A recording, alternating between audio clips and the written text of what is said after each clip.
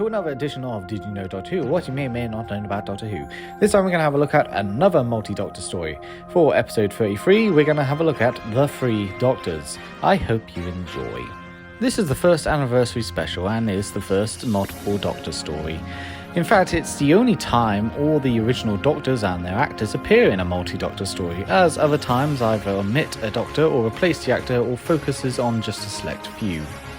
This is William Hartnell's final appearance as the Doctor, and in Doctor Who in general, as he would pass away in 1975.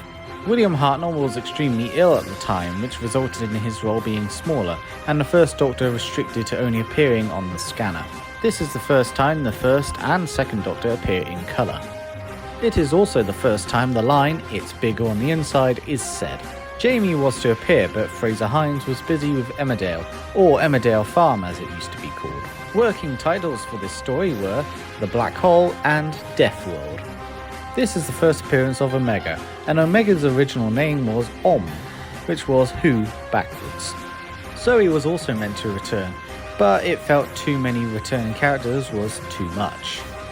The TARDIS interior was changed due to the fact that Barry Letts hated the one used prior. It also had been warped in storage. This marks the first ever time the Doctor offers someone a jelly baby, with the second Doctor handling one to the Brigadier. Footage from this story would be included in the Sarah Jane Adventures, with Jo Grant remembering her time with the Doctors.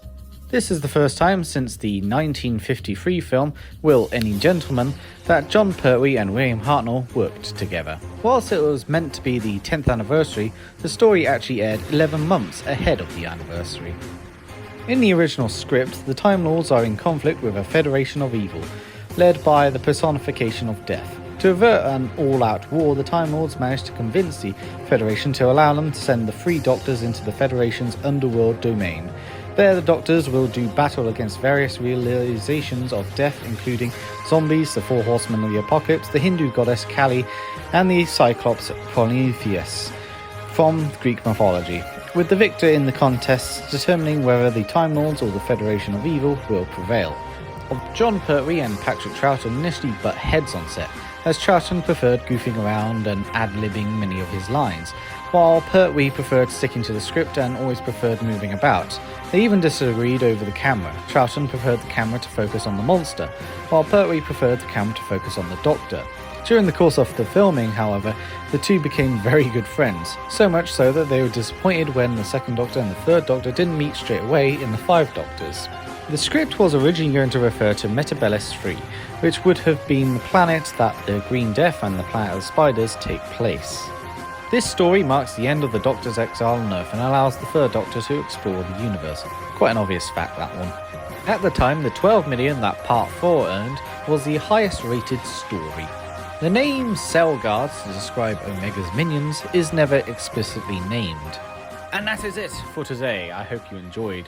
The Three Doctors is certainly a decent showing. I mean, I know why a lot of people might like this. I know why a lot of people might not like it. It definitely has aged, but for the time it must have been absolutely amazing to see these three Doctors all together. I do think the Five Doctors just did a superb job and is just superior in every way, but the Three Doctors is still a lot of fun.